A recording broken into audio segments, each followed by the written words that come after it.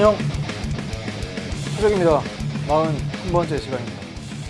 유언과 상속을 다뤄볼까 하는데 시작을 여는 걸 해보지 않고는 당신이 무엇을 해낼 수 있는지 알 수가 없다. 그러게요. 해보지 않고는 당신이 무엇을 해낼 수 있는지 알 수가 없다. 선생님이 요새 드럼을 배우고 있거든요. 드럼. 이제 학원 다닌 지 한 2달 정도 됐는데 공교롭게 어제 드디어 이제 한 곡을 완성했습니다. 아니죠. 거쳐간 노래를 따지면 이제 한 5번째 정도 되는 곡인데 갑자기 그 드럼 학원에 원장님께서 영상을 찍어보자고 하더라고요. 그래서 아니 무슨 웬 영상? 드럼을 치는 장면을 이렇게 촬영을 해보자라고 해서 그러려면 아주 정교하게 잘 쳐야 되지 않습니까? 영상으로 남으니까. 그래서 그 영상을 준비하기 위해서 한 3주 정도 학원에 다니면서 나름 열심히 했는데 선생님도 그렇게 잘 칠 줄 몰랐습니다. 그냥 하는 소리예요, 여러분. 엄청 잘 친다기보다는 이거 내가 아주 어렸을 적부터 그냥 드럼을 본격적으로 배웠다면 정말 잘 쳤겠다라는 느낌. 그게 뭐 아쉬움보다는요. 선생님 밴드가 있는데 선생님 밴드의 드러머가 워낙 잘 치기 때문에 선생님이 거기에 대해서는 뭐 그냥 명함도 못 내밀 정도인데 그냥 치다 보니까 재밌어요.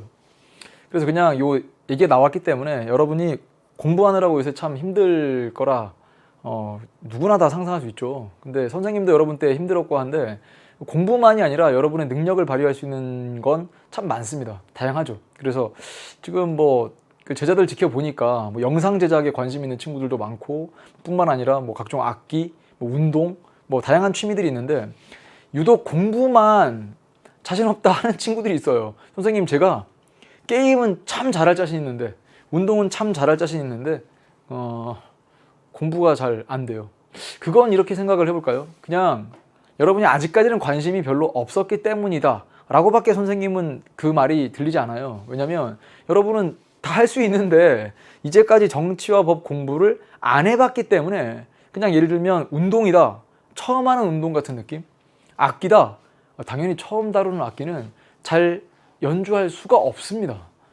그거를 아주 잘 연주하는 사람한테 배웠다고 해서 또 바로바로 연주가 되는 것도 아니잖아요. 그래서 해보지 않고는 당신이 무엇을 해낼 수 있는지 알 수가 없다. 큰 울림이 있는 문장입니다. 선생님은 이제 드럼을 계속 본격적으로 많이 배워가지고 선생님이 뭐 드러머가 되겠다는 건 아니지만 그 드럼을 좀 잘 치고 싶어요. 신나게 치고 싶고 그 다음에 또 볼 때도 아주 좀 큰 동작으로 멋있게 치고 싶습니다.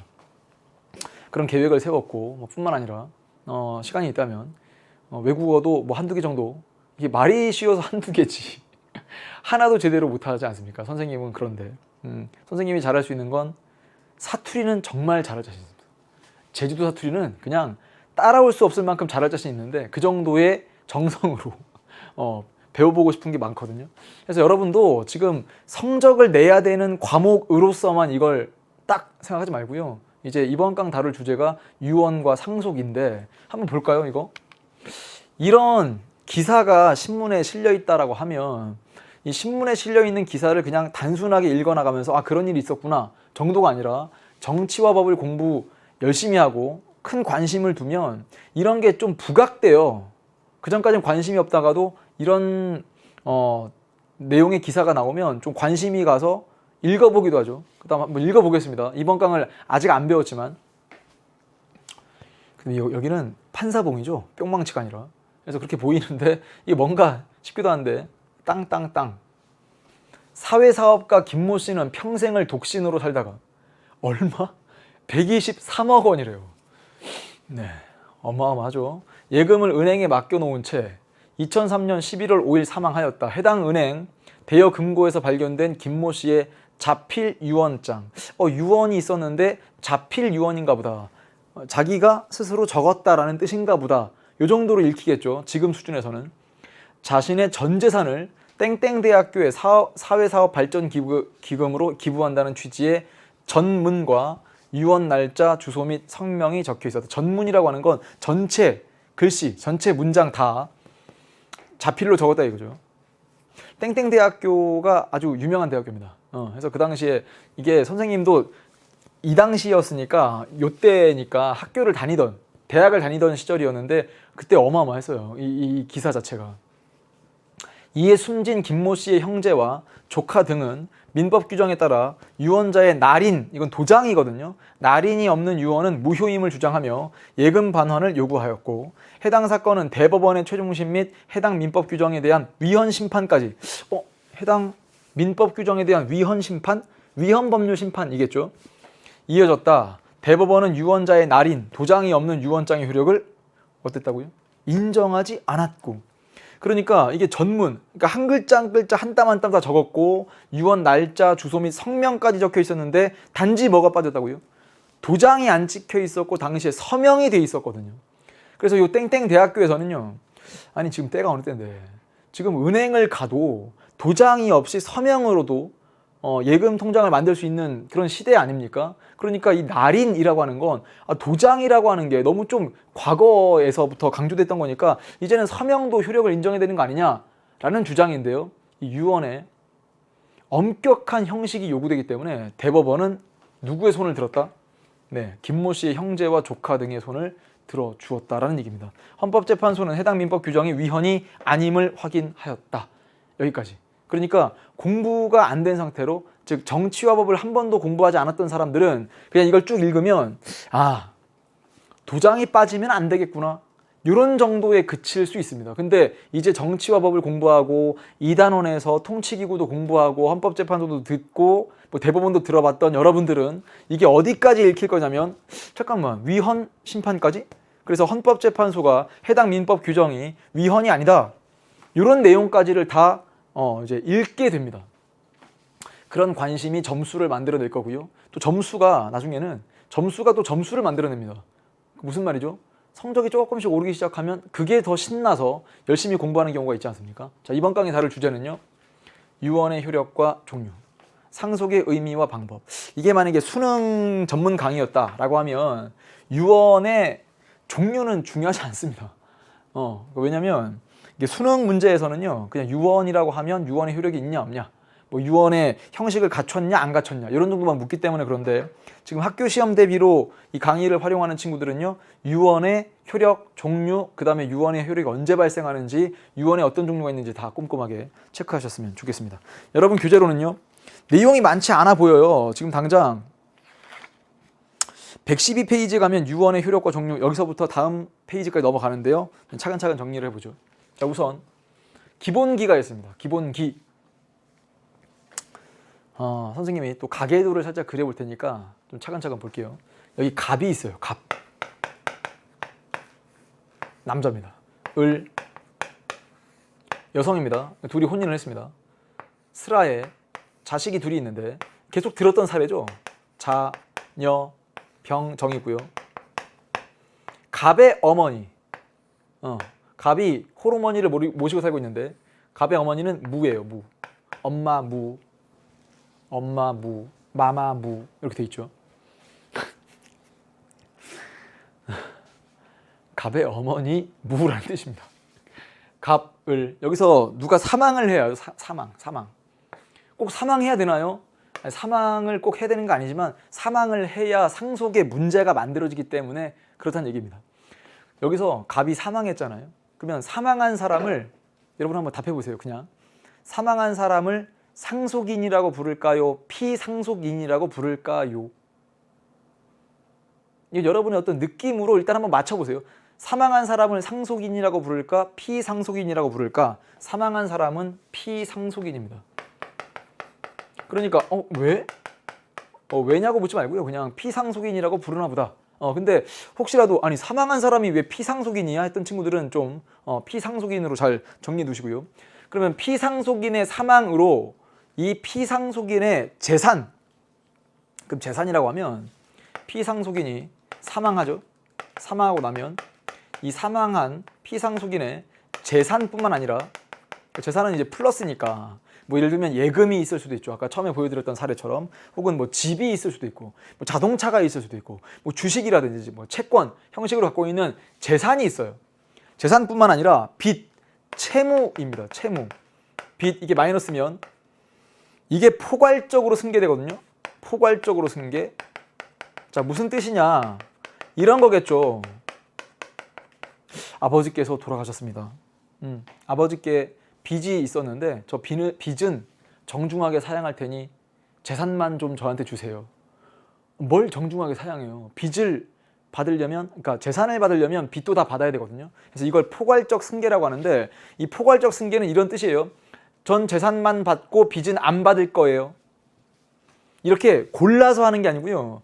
재산과 빚이 있다면 포괄적으로 상속인들한테 넘어갑니다. 포괄적으로 상속인들한테 넘어간다. 그러면 이거를 상속이라고 부른다라는 거죠. 이게 바로 상속 개념인데요. 그러면 결국 이 상속에 관련된 문제를 풀 때는 누가 받는가, 좀 쉽게 적고 시작하겠습니다. 누가 받는가, 얼마나 받는가, 이걸 따지셔야 돼요. 그래서 앞에 있는 걸 상속 순위, 누가 받는가, 상속 순위를 따질 거고요. 얼마나 받는가, 이걸 상속 분이라고 부릅니다. 상속받는 정도라고 생각하시면 돼요. 그래서 이번 강에서 상속 순위랑 상속 분을 잘 정리하는 게 목표인데, 자, 조금만 더 해보면 도대체 언제 사망한 거냐? 이것도 뭐 학교 시험에서 학교 선생님께서 그 전에 강의를 통해서 전달을 해 주셨다면 나올 수 있는데, 우리 그 전에 이런 얘기 한 적 있어요. 권리 능력 복습. 권리 능력이라고 하는 것은 권리의 의무, 자, 권리와 의무의 주체가 될 수 있는 지위 또는 자격을 권리 능력이라고 했습니다. 권리 능력 언제 발생합니까? 전부 노출설이라고 얘기했고요. 사람은 언제 사망합니까? 심폐기능이 정지될 때니까 그냥 적고만 갈게요. 심폐기능 정지, 이렇게만 적고 가겠습니다. 심폐사를 인정하죠. 뇌사가 아니고요. 그러니까 사망했다라고 할 때는 뇌사를 시점으로 삼지 않고 심폐기능이 정지될 때. 그럼 이제 말로 만들어 볼게요. 피상속인의 사망으로 재산과 빚 모두 포괄적으로 상속인에게 넘어가는 걸 상속이라고 부른다. 그렇죠. 그럼 첫 번째, 누가 받는 것인가? 상속 순위. 일단 결론을 말씀드리면 이 사례에서는요, 배우자인 을이 받고요. 지금 받는 사람을 동그라미 치고 있어요. 병 받습니다. 정, 자녀니까 받고요. 엄마 무, 마마무라고 할 뻔했네요. 이제 엄마 무는 상속받을 수 없습니다. 그러니까 상속 순위를 정리하셔야 되고, 그럼 이제 얼마만큼 받는가라고 하면 이것도 다 정리를 해드릴 건데, 예를 들어 병이 받을 만큼을 1이라고 합시다. 이건 1억이라는 뜻이 아니에요. 그러니까 1이라고 하면 정도 1만큼 받아요. 즉 첫째든 둘째든 상관없이, 그리고 뭐 아들인지 딸인지 상관없이, 뭐 혹은 이게 친생자고 이쪽이 뭐 양자라고 칩시다. 상관이 없습니다. 그냥 다 똑같이 받습니다. 이걸 좀 어려운 말로 균분상속, 똑같은 만큼 상속받는다는 뜻입니다. 다만 배우자는 1.5를 받아요. 배우자 5할 가산, 5할이라고 하면 한자식 표현이니까 5할은 50%를 이야기합니다. 그러니까 자식들이 받는 금액, 아들이 받는 금액의 50%, 딸이 받는 금액의 50%를 받게 되고요. 여기 있는 갑의 어머니는 상속받을 수 없다. 그러니까 지금 여기 1.5 요거는 상속분이라고 이야기를 하게 됩니다. 자, 다만 우리 규제는 여러분 교재 112페이지에 유언의 효력과 종류 먼저 적혀 있기 때문에 선생님이 이 얘기를 이렇게 가져가 볼게요. 문제를 분석할 때 틀이 있어요. 유언과 상속 파트에서 문제풀이의 틀은요, 첫 번째 따질 거, 1순위로 따질 건 유언이 있나요? 이거 먼저 따지셔야 됩니다. 유언이 있냐 없냐. 그래서 만약 유언이 없다라고 하면 그냥 법에 정해진 순서대로 상속을 진행하면 됩니다. 이렇게. 그래서 법정 상속이란 아주 중요한 개념 배울 건데, 법정 상속 정리하기 전에 일단 유언이 있나요? 이렇게 물어봅니다. 유언이 일단 있다. 이렇게. 그 다음엔 유언의 효력을 따질 거예요. 유언의 효력을 따져보고, 만약에 유언의 효력이 없다라고 하면 그냥 또 법정 상속으로 문제를 푸시면 됩니다. 왜? 유언이 있긴 했는데 유언의 엄격한 형식을 갖추지 못했다. 그러면 그냥 법정 상속 이렇게 풀어주시고요. 유언의 효력이 있다라고 하면 그때 가서 뭘 따질 거냐? 유류분이라는 개념을 따지게 될 겁니다. 유류분. 여기서 많은 친구들이 상당히 어려워하는데 그럴 필요가 없어요. 이 유류분이라는 개념은, 자, 생각을 해보세요. 유류분, 이게 그냥 한자로 무슨 뜻이냐? 유가족을 위해 남겨둔 몫이란 뜻입니다. 자, 그냥 적어버릴게요. 유가족을 위해, 즉 누가 사망하게 되면 남겨진 가족들이 있지 않습니까? 그래서 그 유가족의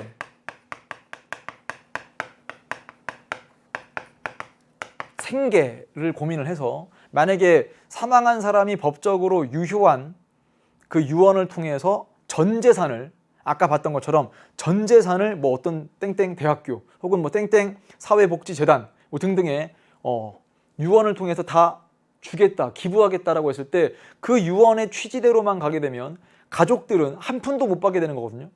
그렇게 되면 생계가 곤란해질 수 있기 때문에 유가족을 위해 남겨둔 몫이라고 생각하시면 돼요. 그러니까 이걸 유류분 이렇게 부르는데요. 유가족이라고 하면 누가 있냐? 여기도 일단 정리를 해보겠습니다. 유가족이라고 하면 남겨진 가족 중에 직계 비속이 있고요. 그리고 배우자가 있어요. 뭐가 안 읽힐까요? 지금까지 딱 강의를 열심히 들었다 하더라도 직계 비속이 안 읽힙니다. 다음 두 번째, 직계 존속, 여기도 안 읽히죠. 그리고 형제 자매가 있어요. 뭐 이거는 배웠네 안 배웠네를 떠나서 여러분 형제 자매란 말을 많이 쓰기 때문에 그러니까 이쪽은 어렵지 않은데 직계 비속 배우자가 뭘까? 직계 비속이 뭐고 직계 존속이 뭘까? 좀 처음 들어볼 수 있는데 일단 또 적고 시작하겠습니다. 법정 상속에게 곱하기 2분의 1입니다. 2분의 1까지. 밑에는요. 법정 상속에게 3분의 1까지 이걸 청구할 수 있습니다. 반환해 줄 것을 청구할 수 있다. 그래서 이걸 좀 어려운 말로 유류분 반환 청구권이라고 부르는데요. 자, 일단 이걸 왜 미리 적고 시작한 거냐면 여러분 보세요. 우리가 비록 문제를 풀 때 유언 혹은 상속, 이번 강 제목 아닙니까? 유언과 상속. 그런데 이제 문제풀이의 구조는요. 유언이 있나? 유언의 효력이 있나? 그럼 유류분이 나오겠네? 그러면 법정 상속을 계산하지 않아도 되는 건가? 아니죠. 그래서 무슨 말이냐면 어차피 유류분을 계산한다 하더라도 법정 상속을 얼마만큼 받을 수 있는가를 계산하셔야 돼요. 그러니까 선생님이 이걸 통해서 보여드리고 싶은 건 유언이 있나 없나. 보세요. 유언이 없어도 법정 상속 계산하셔야 되고요. 유언이 있는데 효력이 없어도 법정 상속 계산해야 되고요. 유언이 있고 효력이 있다 하더라도 법정 상속을 계산해야 돼요. 그러니까 그냥 법정 상속을 원래 먼저 배우는 게 더 나은 겁니다. 원래는. 자, 또 하나는요. 유언 상속이란 말을 쓰기도 하는데 유언에 의한 상속, 유언 상속이란 말을 쓰기도 하는데 정확하게 말하면 여기서 유언에 의해서 자기의 재산을 넘기는 거, 이걸 뭐라고 부르냐면 유언에 의한 증여라고 부릅니다. 유언을 통해서 자기 재산을 누군가한테 넘기는 거거든요. 그래서 이거를 줄여서 유증 이렇게 불러요. 혹시라도 학교에서 유언 상속이라고 배웠다면 그냥 그대로 문제 푸시면 되고요. 유증, 유언에 의해서 자기 재산을 넘기는 것, 유증이라고 배웠다 그러면 이게 유증. 그러니까 유증과 법정 상속을 비교하는 거죠. 여기까지 왔나요? 자, 일단 법정 상속부터 정리를 하면 이 법정 상속은 첫 번째 뭐 한다고요? 상속 순위. 상속 순위를 정리하다 보면 아까 넘어갔던 직계비속, 직계존속이란 말이 나오게 돼요. 상속 순위는 이렇게 정리할게요. 자, 1순위 직계, 비속, 그리고 배우자. 2순위 직계, 존속, 그리고 배우자. 3순위 형제, 자매. 4순위 사촌, 이내의, 방계, 혈족이라고 적었습니다. 과감하게 적어봤어요. 왜 과감하다고 하는 거냐? 네, 여러분이 처음 듣는 게 있을 거예요. 우선 배우자는 전전강에서부터 배웠죠. 네, 혼인과 이혼 그 얘기할 때부터 이미 배우자, 남편에게 아내, 아내에게 남편. 형제자매도 모를 바 아닌데 여기서 일단 눈에 탁 띄는 게 이거예요. 비속, 존속이 눈에 띄고요. 그 다음에 직계냐, 방계냐 뭐 이런 것들이 또 눈에 띄어요. 그 다음 또 하나는요. 혈족 개념을 우린 배웠습니다. 뿐만 아니라 몇 촌이냐. 그런데 사실상 시험 문제 쓸모로 이야기하면요. 여기 있는 걸 만약에 뭐 1순위다, 2순위, 3순위, 4순위라고 하면 사실상 시험 문제 쓸 수 있는 건 대체로 1순위, 2순위에서 끝이 납니다. 평가원이 냈던 시험에서도 형제자매가 나온 게 딱 한 번이거든요. 그래서 4번까지는 그냥 듣고만 넘어가도 되는데 1순위, 2순위가 어떻게 여러분이 읽히는지 그게 좀 궁금하거든요. 자, 우선 직계비속은 누구냐? 자, 갑이 사망했죠. 보셔야 돼요. 갑이 사망했죠. 갑의 직계다라고 하는 건 갑을 기준으로 위로 쭉 밑으로 쭉 말 그대로 수직으로 올라갔다가 떨어지는 걸 이제 직계 이렇게 부릅니다. 그럼 직계 비속은 뭐냐? 이게 한자로요. 비자가 낮을 비자입니다. 낮을 비. 존자는 높을 존자거든요. 아, 그러니까 직계 비속이다 그러면 자기를 기준으로 해서 낮은 쪽, 그러니까 밑으로 내려가는 거구나. 그러니까 직계 비속은 자식들입니다. 쉽게 말해서. 직계 비속은 자녀. 이쪽이 직계 비속이고요. 직계 존속은 자기를 기준으로 위로 쭉이니까 아버지, 어머니, 할아버지, 할머니를 직계 존속 이렇게 부르고요. 자기 기준으로 이제 아들, 딸, 손자, 손녀를 직계 존속, 직계 비속 이렇게 부릅니다. 다시 한번 이게 낮을 비자에 높을 존자니까 그러면 그건 이거죠. 자식이 있으면요 2순위로 넘어가지 않아요. 자, 왼쪽의 사례 다시 한번 보세요. 자식이 있죠. 갑의 입장에서 자식이 있으니까 위로 올라가지를 않습니다. 이쪽을 직계 비속이라고 하고요. 그 다음 배우자가 있으면 공동상속인이 됩니다. 그러니까 갑의 사망으로 배우자와 직계 비속이 함께 받는다라는 뜻입니다. 그럼 선생님 2순위는 왜 적혀 있는 건데요? 자, 2순위는요 자식들이 없을 때 하는 소리예요. 자식들이 없다 그러면 갑의 입장에서 배우자가 있고 직계 존속이 있다. 그러면 직계 존속과 배우자가 함께 받습니다. 다시 한번 직계 존속이 받는다는 건 직계 비속이 한 명도 없을 때 하는 소리예요. 그 다음 여기서 말하는 배우자는 뭐 잘 알고 있겠지만 이 배우자는 전부 다 법률혼 배우자예요. 그러니까 사실혼 배우자는 여기 있는 배우자의 범위에 들어오지 않습니다. 자, 또 하나. 그러면 선생님 이것도 가능하지 않습니까? 갑의 입장에서 자식들도 없고 이제 부모도 안 계실 때 어떻게 합니까? 그때 배우자가 있다 그러면 그때는 배우자만 단독으로 상속받습니다. 즉 배우자와 형제자매가 같이 상속받는 일은 벌어지지 않습니다. 그러니까 여기 있는 순위가 상당히 오묘하죠. 여러분이 애매하게 읽는 순간 틀릴 수도 있어요. 다만 1순위가 시험 문제 많이 나오죠. 왜 자식들이 이렇게 있는 그 문제가 많으니까. 그러면 자식이 한 명이라도 있으면 배우자와 함께 받는다. 자식이 한 명도 없을 땐 뭐 아버지 어머니랑 배우자가 함께 받는다. 자식도 없고 아버지 어머니도 없을 땐 배우자만 단독으로 받는다. 그러면 형제 자매한테 간다는 건 법적 배우자가 없을 때 형제 자매한테 그때 가서 넘어갑니다. 그럼 지금 4순위로 온다는 건 뭐예요? 형제 자매도 없을 때라는 뜻이에요. 그러면 반계라는 말은 직계를 뺀, 즉 옆으로 퍼지는 걸 반계라고 부르거든요. 그러니까 직계, 반계 뭐 크게 어려울 거 아니고요. 그 다음 존속, 비속 이것도 크게 이제는 어려운 개념이 아니죠. 촌수 따지는 거야. 뭐 전강, 전전강이었나요? 친족 얘기할 때 촌수는 어떻게 한다고요? 부부간에는 0촌, 그 다음 부모 자식 간에 1촌, 그리고 형제끼리는 2촌 이렇게 정리를 하면 사촌이라고 하면 생각을 해요. 사촌이라고 하면 이게 사촌 아닙니까? 뭐 한 번만 그려드리면 갑, 을 여기 어떤 자식이 있어요. 병이 있다고 칩시다. 갑에게도 형제가 있어요. 여기 A가 있다고 칩시다. A도 이렇게 B와 혼인을 해서 그 사이에 뭐 C를 두고 있습니다. 그럼 병과 C는 몇 촌일까요? 보세요. 그러니까 1촌이죠. 요렇게는 2촌입니다. 그러니까 갑과 A 사이가 2촌이라고요. 그 다음 요렇게는 또 1촌이죠. 그러니까 1촌 더하기 2촌 더하기 1촌. 그래서 4촌이 되는 거예요. 촌수로 계산을 하면. 아, 그렇구나. 자, 일단 여기까지. 그러면 지금 뭐까지 정리했나요? 상속 순위까지 정리를 했고요. 두 번째로 정리할 건 상속분이에요. 상속분. 얼마만큼 받나요? 상속분은 뭐 그전에도 말씀드렸지만 균분 상속이라고 했습니다. 다 똑같이 봤습니다. 균등한 만큼 상속받는 것이 원칙인데 다만 배우자는 5할 50%라고 적을까요? 일단 5할이라고 적고 5할 이렇게도 출제가 되니까 여기 바로 50%란 뜻입니다. 이걸 더 받습니다.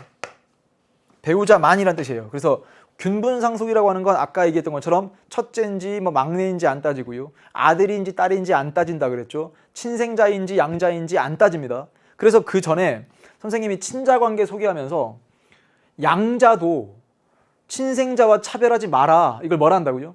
양자는 친생자와 같은 지위를 갖는다.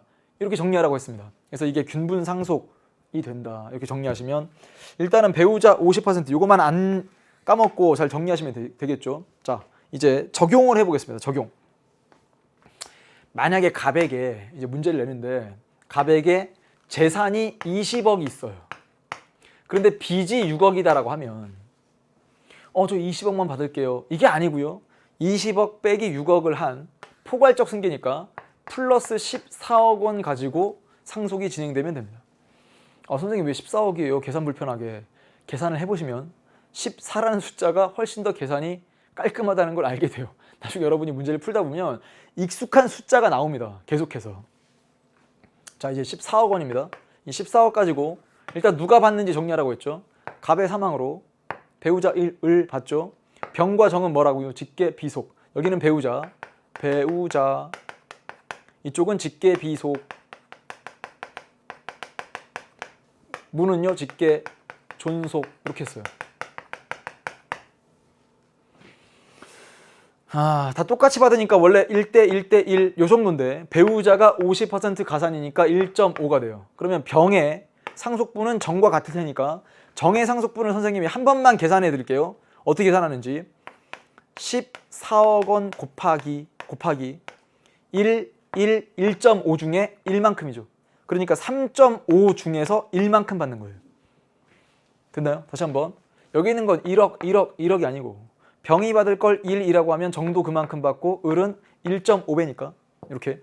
그러면 1.5 더하기 1, 3.5 중에 1만큼 받는 거잖아요. 그래서 이게 약분이 되지 않겠습니까? 4라고. 그러면 결국 병이 받을 금액 4억이고요. 정이 받을 금액도 4억이죠. 을이 받을 금액은 4억에 50%를 더 붙인 거니까 여긴 6억이 됩니다. 검토해 보세요. 4 더하기 4 더하기 6은 14. 맞네. 이렇게 정리가 되죠. 위에 있는 을은요 4 곱하기 1.5 이렇게 하셔도 되고, 아니면 을이 받는 금액도 한번 적어보면 을은 14억 곱하기 3.5 중에서 1.5 이렇게 약분이 돼요. 이렇게 4니까 4 곱하기 1.5는 6억이 되지 않겠습니까? 그래서 이렇게 정리를 하면 4억, 4억, 6억. 지금까지 정리한 내용은 누가 받는가? 상속순위. 얼마나 받는가? 상속분. 이렇게.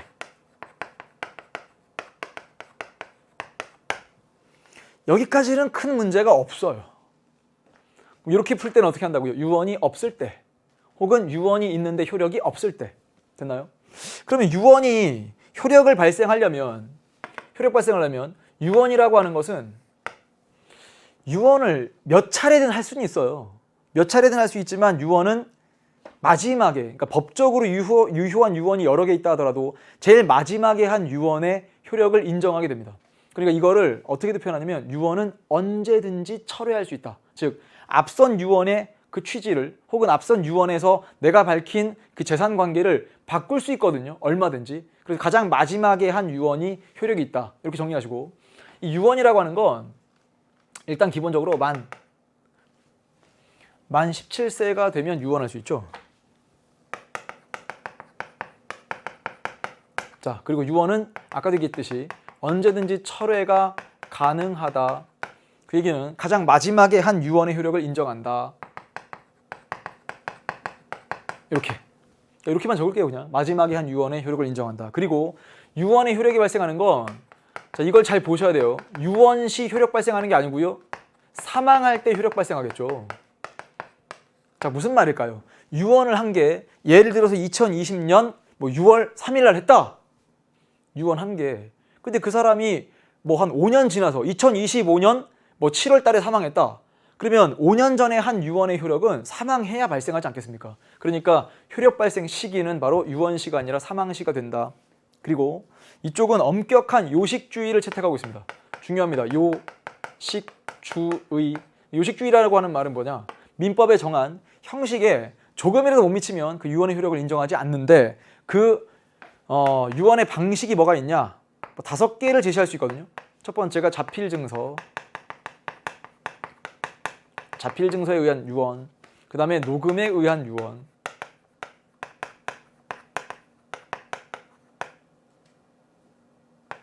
그러니까 유언자는 그냥 생략할게요. 이렇게 자필 증서에 의한 유언, 녹음에 의한 유언 뿐만 아니라 공증할 수도 있고요. 공증에 의해서도 유언할 수 있죠. 그 다음 비밀 증서에 의해서 유언할 수 있고요.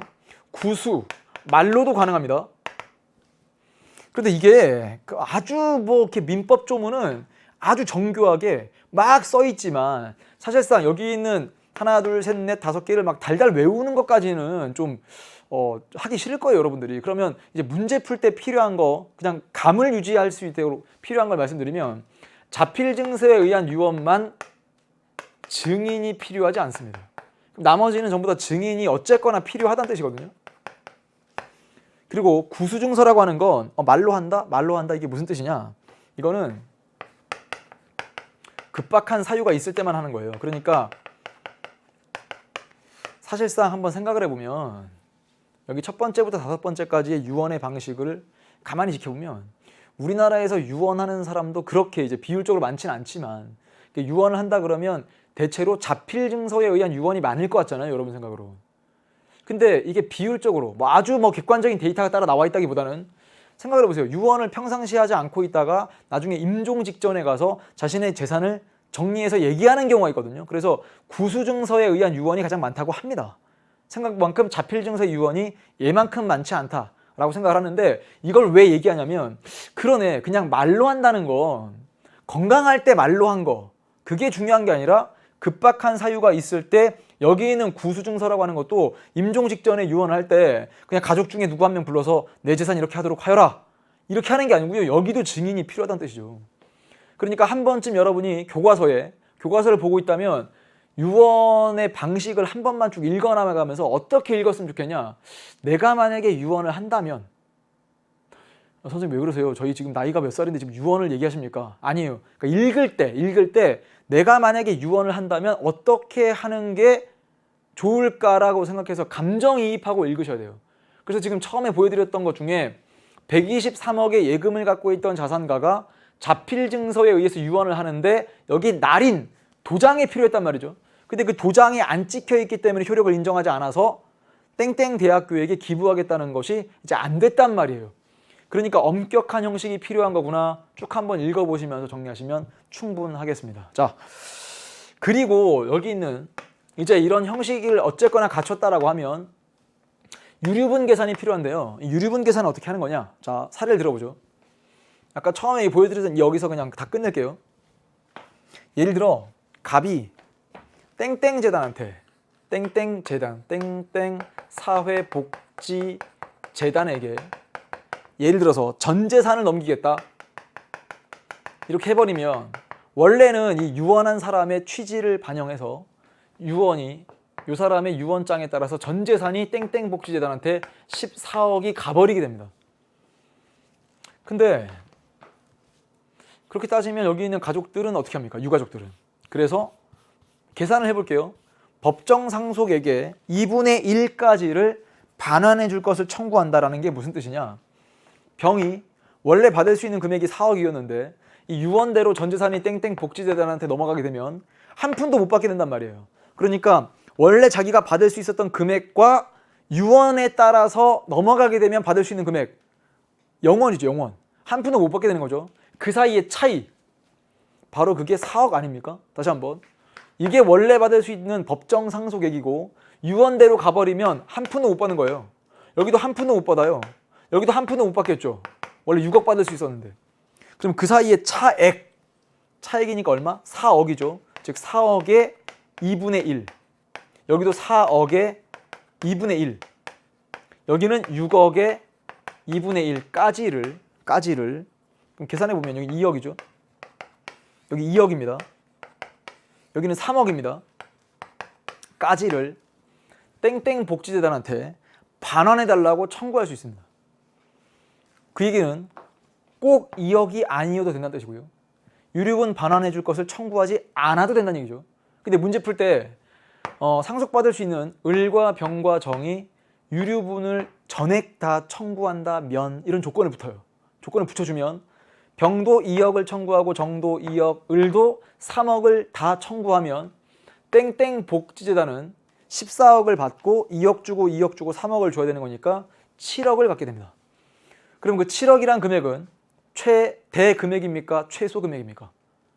다시 한번 땡땡 복지재단이 여기는 병과 정과 을이 유류분 전체를 다 청구하게 되면 7억을 결국 가져가게 되는데 그럼 그 7억이라는 금액은 최소 금액인가요? 최대 금액인가요? 최소 금액이 되는 거죠. 왜요? 전부 다 유류분을 다 반환해 줄 것을 청구할 때 가져갈 게 최소 금액이고요. 누구는 이 중에 일부, 누구는 뭐 유류분을 청구하지 않을 수도 있기 때문에 7억 이상이 될 겁니다. 그래서 7억이라는 금액은 최소 금액이 된다. 까지 정리하시면 자 우선 우리 교재에 112페이지 유언의 효력과 종류 읽어만 볼게요. 효력 법에서 정한 일정한 형식을 갖춘 유언만 효력을 인정하고 유언자가 사망한 때 효력이 발생한다 했고 그 다음 자필증서, 뭐 녹음증서 녹음에 의한 유언이라고 바꿔야 돼요. 녹음에 의한 유언 공정증서, 비밀증서, 구수증서 이렇게 정리를 하시고요. 다음 페이지 가면 날인이 없는 자필 유언장의 효력 요게 아까 처음에 선생님이 보여드렸던 그 이야기가 바로 적혀 있을 겁니다. 뒤에 확인할 거고요.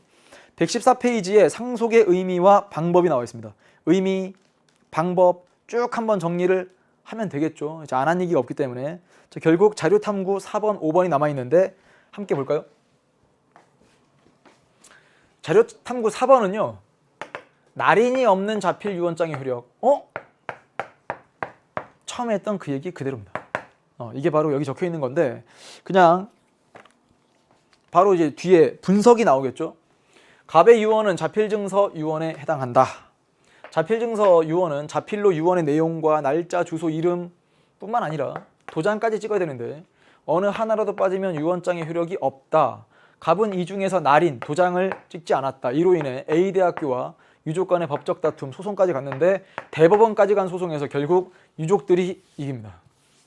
우리 민법에서는 유언과 관련하여 요식주의, 일정한 형식을 반드시 필요로 한다. 요식주의란 법에서 정한 일정한 형식을 갖춘 유언만 효력을 인정하는 건데 왜 그럴까? 유언과 관련하여 이해관계. 그렇죠. 유언과 관련해서 누군가는 더 이익을 볼 수 있고 누군가는 손해. 뭐 금전적인 얘기를 하고 있겠지만 함부로 위조하거나 변조하는 것을 예방하는 게 바로 그 목적이기 때문에 그렇다. 다음 실제적으로 상속을 어떻게 나누는가 볼게요. 노모무 갑은 을과 혼인한 지 10년째 자녀가 없었고 갑의 친구인 병에게는 배우자 정과 혼인하여 낳은 자녀 A, B가 있었다. 갑, 을은 병, 정과 함께 합의하여 A를 친양자가 아닌 양자 이제 이게 읽히죠. 그러던 어느 날 갑과 병이 함께 해외여행을 갔다가 사고로 사망하였는데 모두 유언이 없었다. 그러니까 유언이 없다 그러면 그냥 법정상속으로 진행하면 되고요.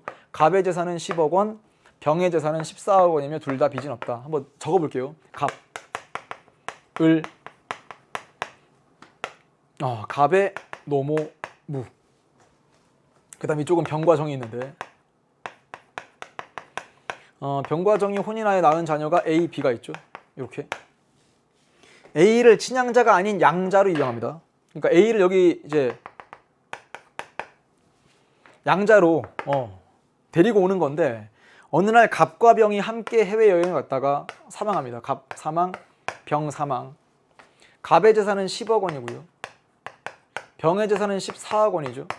둘 다 빚이 없는 상태에서 자 보세요. 우린 뭘 알고 있냐면 A가 친양자가 아닌 일반 입양으로 입양되어 왔다면 A의 친부모와의 관계가 끊기지 않습니다.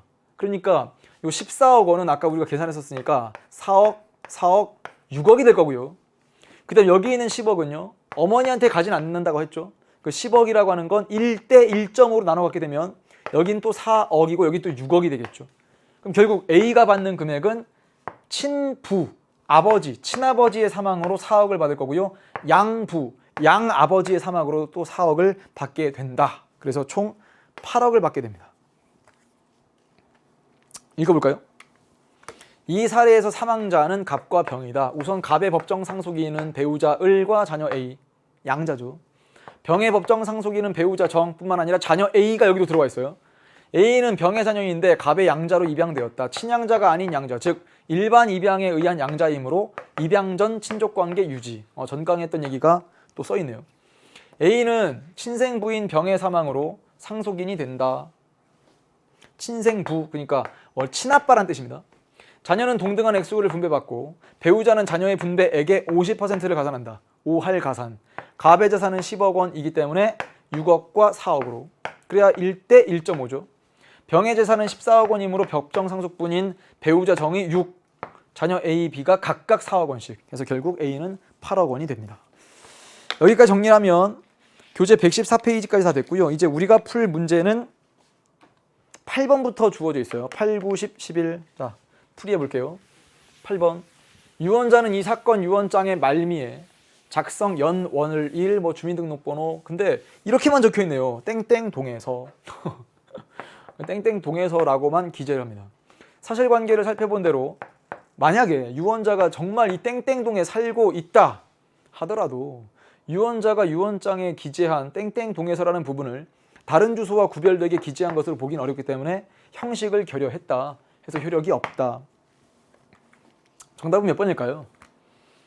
효력이 있는 유언이라 해도 법정 상속이 이루어진다? 아니죠. 효력이 있으면 그 유언대로 재산이 넘어가야죠. 자기 스스로 작성한 유언장은 법적인 효력을 인정받을 수 없다? 아니죠. 자기가 원래 적는 거예요. 자필증서는. 유언을 집행할 때는 무엇보다 유언자의 뜻, 그거보단 형식이 더 중요합니다. 일정한 형식. 요식주의라고 했습니다. 유언이 효력을 갖도록 하려면 법에서 정한 형식적 요건을 잘 지켜야 하는데 그 요건 중에 일부, 그러니까 주소를 써야 되는데 땡땡동에서 잘못된 거죠. 그래서 정답 4번. 유언장이 효력을 갖기 위해 필요한 형식적 요건에 대한 기준 마련이 시급하다. 그 기준은 민법에 잘 적혀 있습니다. 8번의 정답은 4번이고요. 다음 9번. 갑과 을은 혼인하였지만 아이가 없어서 병과정의 아들 A를 친양자로 입양하였다. 그러나 얼마 후 갑은 성격 차이로 협의상 이혼을 하고 혼자서 A를 양육하고 있다. 을은 1년 후 무와 법률혼 상태에서 B를 출산했다. 뭔가 좀 복잡하면 바로 가계도를 그리셔야 됩니다. 그려볼게요. 그냥 갑, 을 이렇게 있어요. 병과 정의 아들 A를, 병과 정의 아들 A가 있었는데 이렇게 친양자로 입양합니다. 그러니까 이제 이렇게 친양자로 입양하게 되면 여기 이제 끊기겠죠. 갑은 성격 차이로 협의상 이혼을 하고 이렇게 A를 혼자서 양육하고 있습니다. 이렇게 키우고 있어요. 을은 1년 후 무와 법률혼 상태에서 B를 출산합니다. 이렇게 되죠. 무와 법률혼 상태에서 B를 출산합니다. 이렇게 B. 을은 2020년 3월 10일 교통사고로 사망하였는데 을의 사무실에서 모든 재산을 땡땡 양로원에 증여한다라는 자필로 된 유언장이 발견되었습니다. 을의 전 재산 땡땡 양로원 이렇게 적혀 있어요. 법적인 효력을 갖고 있었다. 사망 당시 을의 재산은 14억 원입니다. 사망 당시 을의 재산은 14억 원. 그러니까 을이 사망하는데 14억 원. 그럼 이 14억 원이 보세요. 갑과 을이 이혼했다고 해서 더 이상 A가 을의 자식이 아닌 게 아니죠. 그러니까 이렇게 가야 되죠. 4억, 여기도 4억, 여기는 이제 6억이 이렇게 돼야 되죠.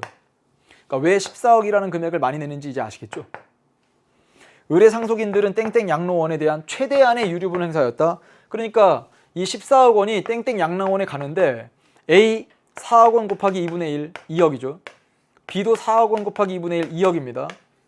무는 6억 원 곱하기 2분의 1, 3억입니다. 이렇게 전액을 다 청구한다 그러면 3억, 2억, 2억이니까 땡땡 양로원은 결국 7억 이렇게 되죠. 1번. 기억으로 인해 즉 병과 정의 아들 A를 친양자로 입양하였다. 혼인 중출생자죠. 그래서 1번 고르는 친구들은 없을 거고요. 두 번째. 니은에서 이혼은 이혼 조정을 거쳐야 된다. 성격 차이로 협의상 이혼했다고 써 있어요. 그럼 협의상 이혼이니까 이혼 조정에는 재판상 이혼 때 거치는 거죠. 2번 틀렸고 3번. 네, 3번. 디귿은 유언의 효력이 발생하는 날이다. 그렇죠. 2020년 4월 10일 날 교통사고로 사망했기 때문에 사망한 날 유언의 효력이 발생하겠죠. 유언한 날이 아니고요. 네 번째. 리을이 유효하려면 을의 서명이 있어야 된다. 서명이 아니라 이거 주의하라고 했죠. 날인, 도장을 찍는 겁니다. 다음 5번. 미음에 의해 A와 B는 각각 4억 원씩을 반환받을 수 있다. 아니죠. 반환받을 수 있는 금액은 4억 원의 반. 여기 있죠. 2억, 2억. 그러니까 5번 틀렸네요. 9번의 정답은 3번 고를 수 있었고요. 다음 10번 문제. 대학 교수인 갑은 주말에 지방 강연을 다녀오는 길에 교통사고를 당해서 현장에서 사망하였다. 갑은 아무런 준비도 없이 갑작스럽게 사망한 관계로 유언을 남기지 못했다. 유족으로는 아내 을과 아들 병, 딸 정, 노모 무. 갑, 아내 을, 아들 병, 딸 정, 노모 무. 이제까지 우리가 했던 그 사례 그대로 나왔네요. 그리고 갑의 재산이 얼마라고요? 7억입니다. 7억. 7억이니까 2억, 3억이면 되는 거죠. 7 곱하기 3.5분의 1. 여기도 마찬가지. 여기는 7 곱하기 3.5분의 1.5. 그러니까 법정 상속인 을 배우자, 병, 정, 직계비속 2억, 3억 이렇게 정리가 됐죠. 마지막 문제가 11번인데요. A의 취지를 서술하시오. 법적 효력을 가진 유언에 따라 상속이 개시될 경우 일정한 범위의 상속인이 피상속인의 재산의 일정한 비율을 확보할 수 있는 지위, 이걸 유류분이라고 하죠. 그래서 다 정리가 됐습니다. 피상속인의 직계비속과 배우자는 법정 상속분의 2분의 1, 직계존속과 형제자매는 3분의 1. 아 그러네, 이건 유류분인데 유류분 제도를 왜 두었을까? 여기 적혀 있는 일정한 범위의 상속인들의 최저 생활을 좀 보장하기 위해서랄까? 그래서 거기 있는 최소한의 권익을 보장한다. 생활을 보장하기 위해서 이 유류분 제도를 두고 있다. 그래서 이번 강의 완강 코드는 바로 이렇게 준비를 해봤습니다. 보여주세요. 띠링. 유류분 제도를 정리하는 겁니다. 유류분 제도는 이렇게 다 쭉 써보시고요. 취지까지 정리하시면 다 마무리인데요. 선생님, 이렇게 이번 강의 마무리가 됩니까? 여러분, 상속은 그냥 뭐 빚이 됐든 재산이 됐든 간에 상속을 그냥 받는 걸 단순 승인이라고 불러요. 근데 혹시 학교에서 한정 승인 이런 개념도 배웠다 그러면 이거 살짝만 좀 소개를 할게요. 한정 승인은 받는 돈 범위 내에서 갚겠다라는 의사표시를 한정 승인이라고 합니다. 그러니까 만약에 아버지의 재산이 5억인데 빚이 7억이다. 그럼 5억 받은 범위 내에서만 갚아주면 되는 것을 바로 한정 승인이라고 부르고요. 상속 포기라는 제도가 있어요. 이게 은근 평가원이 낼 때 많이 출제를 했던 거기 때문에 혹시라도 이걸 배우는 친구들은 우리 교재에 없지만 살짝 좀 보세요. 상속 포기는 재산이든 빚이든 아예 안 받겠다는 의사표시거든요.